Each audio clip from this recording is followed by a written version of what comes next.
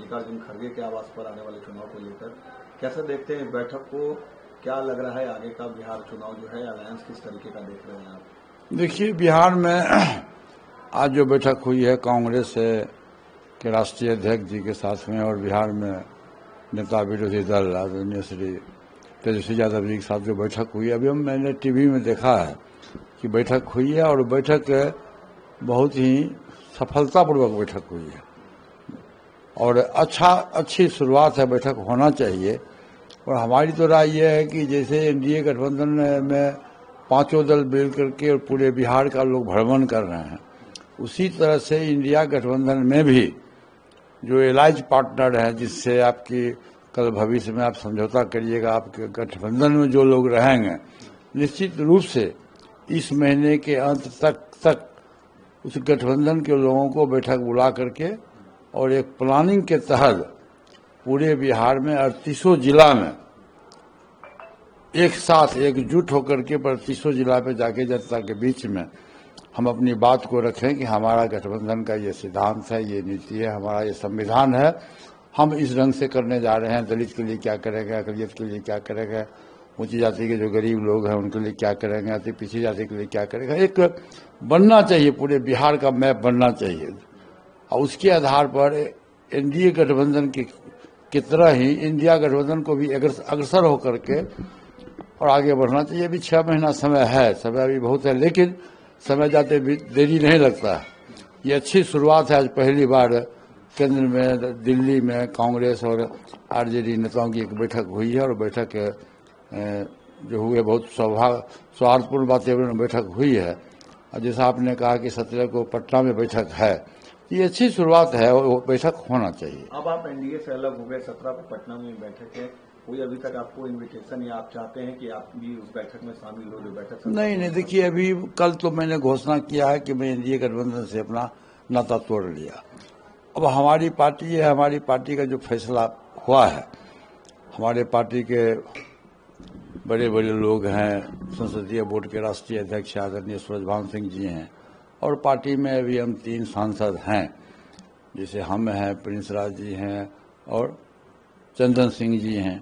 चंदन सिंह जी को आप देखे हुए, चंदन सिंह अभी बीमार चल रहे हैं, फिर भी ये जो कल की जो रैली हुई है, इस रैली में हम लोगों से अधिक बढ़ चढ़ करके चंदन जी ने मेहनत किया, आदरणीय सूरजभान सिंह जी का मेहनत हुआ और कल रैली जो सफल हुआ, उस सफलता का हम श्रेय आदरणीय सूरजभान सिंह जी और आदरणीय चंदन सिंह जी को हम देते हैं। 17 तारीख की जहाँ तक बात है, तो 17 तारीख में हम लोगों को अभी तक कोई निमंत्रण आया भी नहीं है और अभी हम आरजेडी गठबंधन में गए नहीं हैं। अभी हमारा है कि हम अगस्त तक अपने पार्टी, अभी तक हमारी पार्टी का जो नारा था कि चलो गांव की ओर, तो 22 जिला में हम लोगों ने दौरा किया है, जिला सम्मेलन किया है। अभी 16 जिला बाकी है और शहरी क्षेत्र बाकी है। अगस्त तक हम लोग का प्लानिंग है कि हम 38 जिला में 243 सीट पर हम जाके सम्मेलन करें, संगठन को मजबूत करें। जो हमारा वोटर है, जो हमारा सपोर्टर है, उसकी क्या इच्छा है, उसकी इच्छा के अनुकूल और क्या समस्या है, उस समस्या का हम समाधान करें।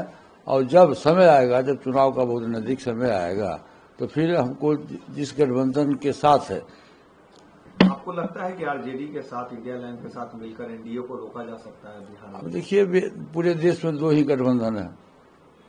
ये तो सर्वविदित है कि पूरे देश में 2 गठबंधन है, अकेले कोई चना बाहर नहीं फोड़ता है। भाजपा इतनी बड़ी पार्टी है जो 24 दल के गठबंधन से पार्टी चल रही है, जो विश्व स्तर की पार्टी है। तो हम लोगों का एक छोटा दल है, तो निश्चित रूप से एनडीए गठबंधन को परास्त करने के लिए इंडिया गठबंधन को मजबूत करना होगा और जितना भी छोटा छोटा दल है, छोटी छोटी जातियां हैं, सबको मिला करके एक बड़ा गठबंधन बना करके पूरे बिहार में, बिहार के जो मतदाता है वो बदलाव के मूड में है। ये आप जान लीजिए, हम लोगों ने जो 22 जिला में हमने जो घूमा है, खासकर जो हमारा जो वोटर और सपोर्टर है, दलित समाज के लोग हैं, अधिकांश हैं, सब लोग, अधिकांश उसकी संख्या है।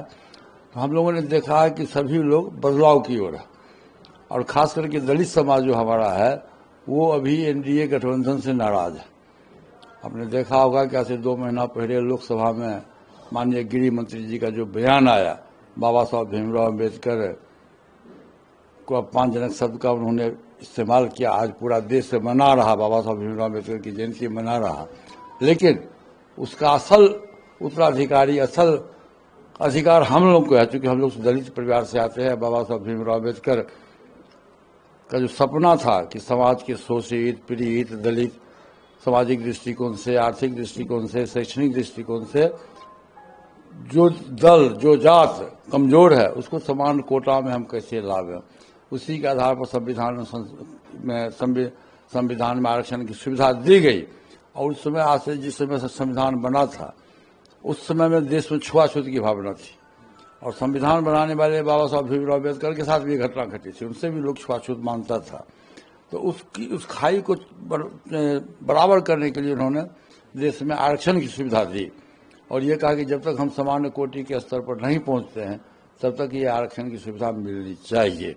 तो ये बाबा साहब भीमराव अम्बेडकर का सोच था। लेकिन आज तक जो भी दूसरे दल के लोग जो बाबा साहब भीमराव अम्बेडकर की जयंती मना रहे हैं, वो पार्लियामेंट में उसका विरोध कर रहे हैं, तो हंसना और गाल फुलाना एक साथ नहीं चलेगा। आपने पार्लियामेंट में अपमानजनक शब्द का इस्तेमाल किया और पूरे देश में घूम करके बाबा साहब की जयंती मना रहे हैं, ये उचित नहीं है, ये दिखावा है, मात्र वोट की राजनीति है।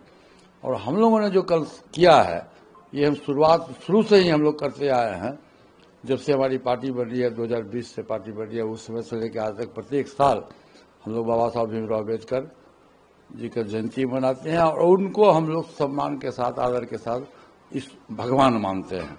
ये हमारी पार्टी का आइडियोलॉजी है। नीतीश जी को लेकर सवाल है कि बीजेपी कह रहे हैं, नीतीश जी के नेतृत्व में सवाल है, लेकिन तेजस्वी कह रहे हैं उन्हें हाईजैक कर लिया बीजेपी ने, और जिस तरीके से उनके स्वास्थ्य को लेकर भी खबरें चलती है, क्या लगता है? देखिए, ये तो सर्वविदित है, आपको भी मालूम है, पूरे बिहार के लोगों को मालूम है कि आदरणीय नीतीश कुमार जी की जो आज स्थिति है, वो मानसिक रूप से सुरक्षित नहीं है, मानसिक रूप से सही नहीं है।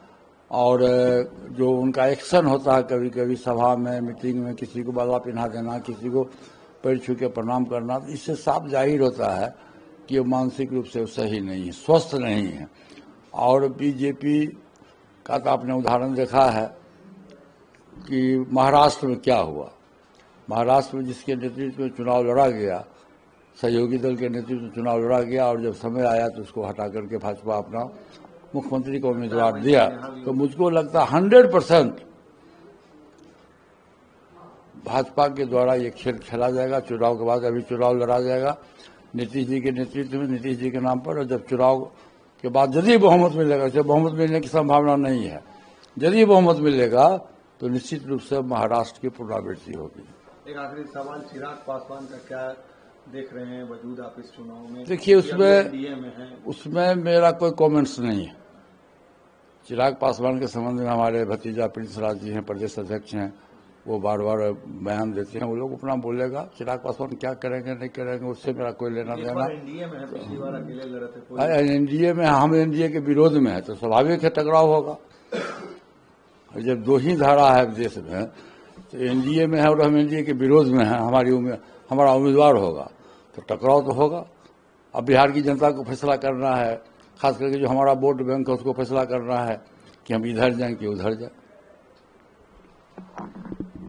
एनडीटीवी से, दिल्ली से राजीव रंजन जी का, तो किसको दे रहे हैं? मतलब एनआई को दे रहे हैं, तो एनआई से ले लीजिए। आप लोग तो एनआई से सब लेते ही हैं, तो मैं एनडी का। अब दिल्ली हो, पटना हो, बनारस हो, कहीं बोले चलो लेकिन 4 बजे हम चल जाएंगे। उसका यहाँ पटना वाले को फोन, हाँ पटना, वो पटना राजीव रंजन जी करें, पटना टीम को बोल देंगे। बहुत नॉर्मल जयंती है वहाँ, क्या बजे निकलिए?